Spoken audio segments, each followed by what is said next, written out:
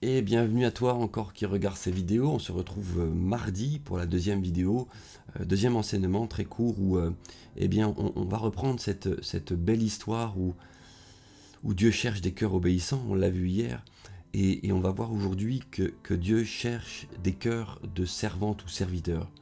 C'est vraiment un autre aspect de notre cœur que Dieu désire, c'est que sans intérêt, sans rechercher des choses pour nous, nous désirions le servir. Alors, on va simplement tout de suite ouvrir la parole de Dieu. Je répète, je ne sais pas quand tu écoutes ces vidéos, si c'est le matin, le midi ou le soir, mais je dirais vraiment qu'on puisse être béni par ces instants et que ton cœur puisse s'ouvrir et manifester la foi. Que ce soit moi ou quelqu'un d'autre qui apporte, peu importe, on n'est que des tuyaux en réalité. Ce qui compte, c'est la parole de Dieu. La parole de Dieu ici, c'est ce qu'elle nous enseigne, ce qu'on peut en extraire. Et ce qui compte, c'est d'accueillir la parole de Dieu avec foi. Est-ce que tu es prêt à l'accueillir avec foi? Vraiment, je prie pour ça, que tu puisses accueillir ce qui est lu et que ça puisse germer dans ton cœur pour que ça puisse porter du fruit. Ok? Donc on va ouvrir nos Bibles dans 1 Roi 17 et on va reprendre au verset 8. On a déjà vu hier que Dieu cherchait des cœurs obéissants. Et obéissants, quitte à prendre des décisions qui paraissent peut-être folle, mais obéissant. Quoi qu'il en soit, je marcherai dans tes voies. Je veux me sanctifier, Seigneur. C'est ce que Dieu veut. Je veux pas de compromis dans ma vie. Je veux pas agir bizarrement, faussement, avec ni l'argent, ni si je dois demander pardon, je vais demander pardon. Si je veux que ma vie soit propre devant toi. Je suis sauvé par grâce, mais quand bien même, je veux entrer dans une vie de sanctification. Et c'est le Saint-Esprit qui nous affûte. C'est le Saint-Esprit qui brûle en nous et qui nous rend semblables à l'image de Christ. Donc Dieu cherche des cœurs obéissants. Je rappelle juste ce passage où vous savez que Jésus a dit « Parce que vous m'aimez, vous garderez mes commandements ». Ou un autre qui dit si gardez mes commandements, si vous m'aimez, vous garderez mes commandements. Hein, c'est similaire. Donc je rappelle ce passage qui dit « Parce que vous m'aimez, alors vous garderez mes commandements ». Je veux vraiment, juste avec beaucoup de simplicité, soulever ce point-là. C'est que si déjà tu n'as pas un cœur obéissant, alors je t'en prie avant de continuer, fais cette démarche. On va continuer à avancer et puis simplement, voilà, je coupe le son. On va continuer à avancer donc et simplement lire 1 Roi 17, verset 8. Alors, le Seigneur adressa la parole à Élie. Je rappelle qu'Élie avait été nourri, il avait bu au fleuve et avait été nourri par les corbeaux. Je veux juste souligner quand même, j'ai fait une remarque, c'est que vous voyez par là que quand on lit ici, mais au bout, verset 7, 1 Roi 17, 7, mais au bout d'un certain temps, le torrent fut à sec parce qu'il n'y avait pas plu dans le pays. Ce qui est intéressant, vous voyez, c'est que Dieu n'agit pas comme un magicien. Genre, il n'est pas en train, Dieu, de dire, eh ben voilà, je vais obliger le torrent à rester avec de l'eau. Voilà, il n'y a plus d'eau ça tombe plus au niveau de la pluie, mais il est capable de le faire. Rappelez-vous, je m'étais noté Exode 17, verset 6, voici, je me tiendrai devant toi, Exode 17, 6, sur le rocher d'Horeb, tu frapperas le rocher et de l'eau en sortira. Dieu fait ce qu'il veut. Mais là, le torrent est à sec et Dieu va chercher un autre cœur. Dieu a cherché un cœur obéissant dans le peuple d'Israël, il a trouvé Élie. Et là, Dieu va à la recherche d'un autre cœur, et c'est ce qu'on va voir aujourd'hui, ce matin. Ce matin, ou ce midi, ou ce soir, quand t'écoutes, je sais pas. Donc verset 8, alors le Seigneur adressa la parole à Élie. En route, lui dit-il, va dans la ville de Sarepta, proche de Sidon, pour y habiter. J'ai commandé à une veuve de là-bas de te donner à manger. Élie se mit donc en route pour Sarepta. Lorsqu'il arriva à l'entrée de la ville, il vit une veuve en train de ramasser du bois. Il l'appela et lui dit « Apporte-moi, je te prie, un peu d'eau à boire. » Point. On va juste commencer ici. Et on voit donc dans ce passage que Élie, il a obéi à Dieu. Tu vas à Sarepta, proche de Sidon. Sidon, je le rappelle, je l'avais dit dans la première vidéo hier, Sidon est une ville idolâtre. C'est de là que vient Jézabel.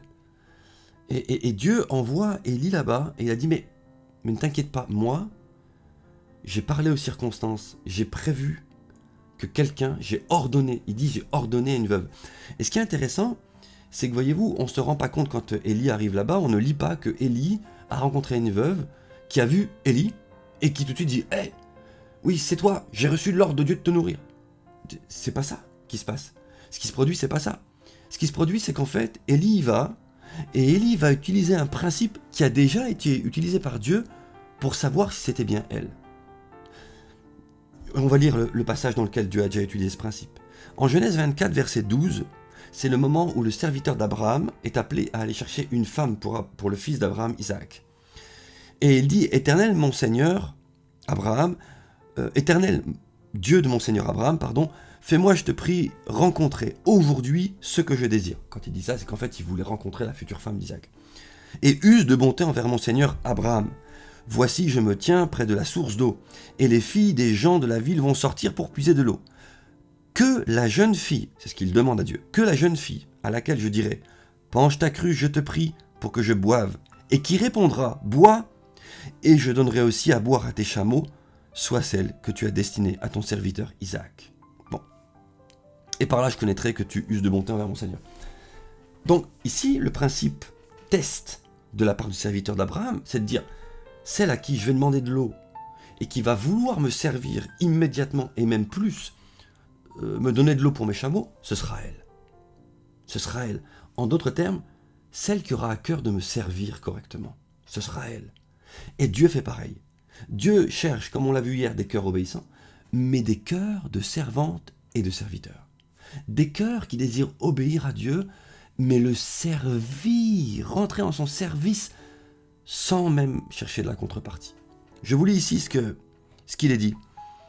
Donc on est au verset 10, 1 Roi 17, 10. Élie se mit donc en route pour Sarepta. Lorsqu'il arrive à l'entrée de la ville, il vit une veuve en train de ramasser du bois. Il l'appela et lui dit, la veuve elle ramasse du bois pour elle. La veuve est en situation de précarité, on l'apprend après. Elle ramasse du bois pour elle. Elle voit Élie et il lui dit, apporte-moi, je te prie, un peu d'eau à boire. Question test. Il est dit ensuite, elle partit en chercher, mais, c'est-à-dire que avant qu'elle ait la possibilité d'aller plus loin, il lui dit, mais il la rappela et lui dit, apporte-moi aussi un morceau de pain. Et là, on va s'arrêter là pour ce matin. Et là, c'est vraiment la position test.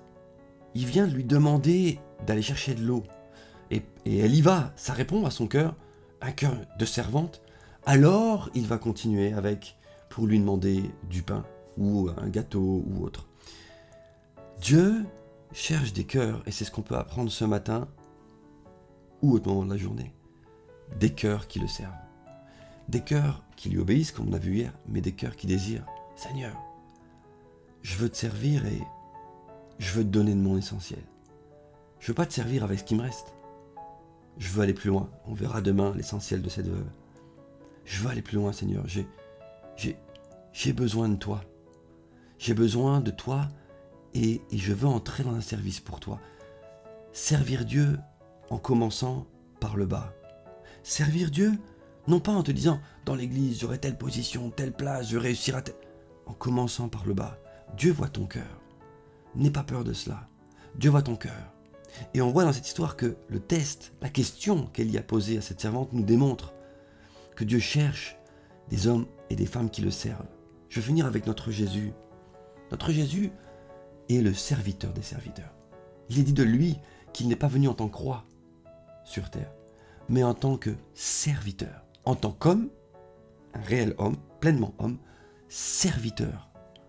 Et c'est lui qui s'est scindé à la ceinture et qui a lavé les pieds de ses disciples. C'était un serviteur.